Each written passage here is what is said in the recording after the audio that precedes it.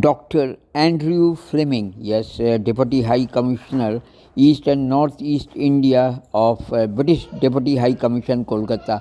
Yes, they organize a match UK in India versus India in UK. Yeah, the Indo-British Heritage Cup that was won by UK in India by 17 runs, and he is with me, Zafar Ali Khan. He spoke on his passion for football.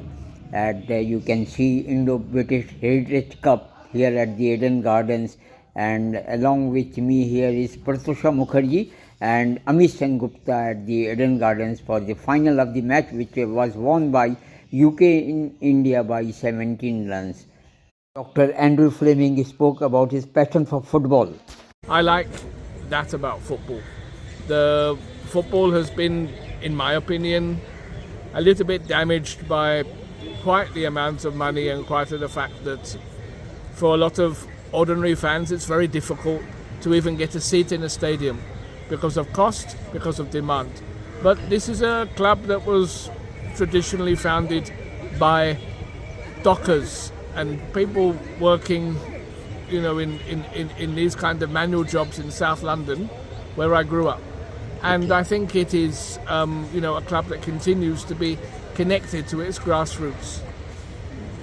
So the most accomplished player which you like to see more and more again, David Beckham, Lineker, you didn't see George Best. I'll tell you, I have a mother who was born in South London, and I have a father who is Scottish.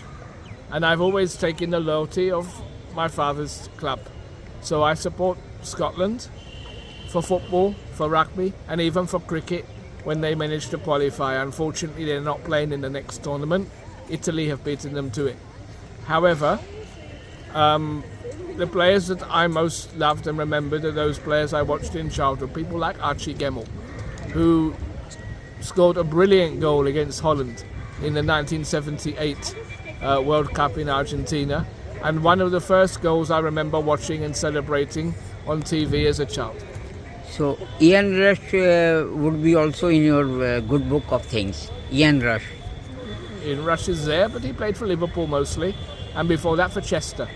Okay. Neither are the clubs that I'm a supporter of. You talk about this Holland, but I think that Johan Cruyff, one of the best players I have ever seen. That I will agree. But he didn't get so much that accolades and all those things. Why? Why? They talk only about Maradona, this, but I think Johan Cruyff was one of the greatest. Cruyff was from a rather earlier generation than Maradona. And I think the whole issue of stardom in football is something that has grown in both of our generations of watching football. When I used to go and watch football in the 70s and the 80s, some of the players would still come to the match on the bus and walk to the ground with the fans. All of that is gone now. Okay. So it's all professional now. I mean, it was professional then for the top players, but it's what the players can earn now that has changed. And the amount of, it's not just footballers, is it? It's every sports person, every actor, actress that get to the top. They become massive celebrities in a way that didn't happen before. One player I'll mention who I met at age 10 at the airport when he was flying to Hamburg is Kevin Keegan. Oh, yeah. He was sitting alone. I went up to him and I said, "Oh, you're Kevin Keegan. Can I have your autograph?" "Yes, of course." Can you imagine that even being possible these days? No. No, not impossible. Because you see so many security guards around Messi. He was here in Calcutta and all the chaos around him. So how do you feel like this sort of chaos on the ground? Messi chaos. Well, it should not have happened. I wasn't there.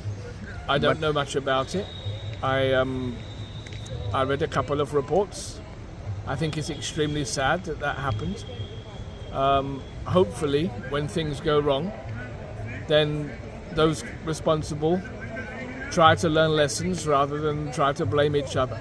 And I hope, as in any aspect of my professional career. When something's gone wrong, that's what we've done.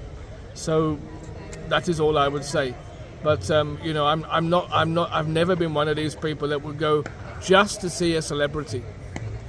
I love football. You love and his cricket skills. and rugby for what they are as games. I love to be in the stadium live. I love to watch sport live, and this is what I enjoy. And it doesn't matter if it's at Eden Gardens or on the village green that I'm watching cricket, and it doesn't matter if I'm at Wembley or if I'm at a level 12 club in Germany or some other country watching very obscure football. I will get as much from every game I go to. You had visited some of the clubs in Calcutta, also Mohammedan Sporting Club, Mohun Bagan. So how do you see this club, the infrastructure? Is it okay? At the moment, I think it's not an easy time for Indian football. I've been watching Indian football since I arrived in India in 2017. Okay. And I supported a club called Fateh Hyderabad, who were playing in the I-League. Good. They had a lot of challenges. I got to know their management team. Ultimately, the club had to stop playing because of some of these issues. Then I started to watch Hyderabad because the franchise was brought to Hyderabad. First season, they won their first match against Kerala Blasters. I was there. I was at nearly all their matches that season, but they finished bottom. They lost nearly every game. They ended winning again, but it was a very difficult season. The next season, they did much better. And then we had the pandemic. So that caused a lot of chaos for football, and definitely Indian football suffered. But the year after, during the pandemic, they managed to get to the finals and win the ISL Shield. So I was very happy that I was able to go to Goa and see that match, first match where the crowds were allowed after the pandemic, and Hyderabad won. So very, very special memory of that. But since then, they've faded again, and now they have been rebranded and moved to Delhi. And so the fan base that was built in Hyderabad, what happens to them?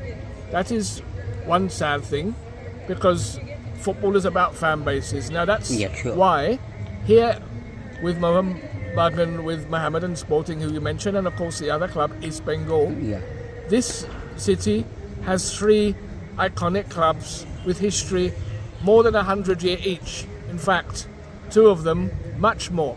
And any Bengali you meet will likely have an affiliation, whether they like football or not, to one of those three clubs, and be able to talk about that. And the history of all three clubs is really, really interesting. I've enjoyed exploring it, and I enjoy going to watch matches. But if I'm honest, I prefer going to watch matches in their tents on the Maidan than I do going to Salt Lake, which I feel is a bit of a soulless bowl in which to watch football. I've been there with 60,000 fans, and there's an atmosphere. But when there's only 15,000 fans, the atmosphere is quite flat. So going to the Maidan and watching football is what excites me. And what's excited me most is watching the rise of the East Bengal Women Club, who have become the champions not only in India, but also now in South Asia, just recently with the competition in Nepal. So I've been really supporting East Bengal women more than anybody else. It's very hard for me to pick a Bengali club to support, but East Bengal women, because it's the only club that's seriously invested in women. And I think, the more that we can get girls into sports, the better. So I've really enjoyed that aspect of my time in Bengal. So it should be mentioned in the Guinness Book of Records, as you have visited most of these stadiums, when that record would be visible for us. Well, sir, I've been to... How many stadiums you have visited? I've been to 912 stadiums around the world, which actually isn't very many. You got the list with you? Not in my pocket, but it's there somewhere. But 912 stadiums I've watched. However, I have friends who have been to more than 3,000. So I'm far, far, far from the Guinness Book of Records. And they will spend every day watching as much football as they can. I wish I had that opportunity, but both work and my wife will not let it be. Thank you very much. Thank you, sir.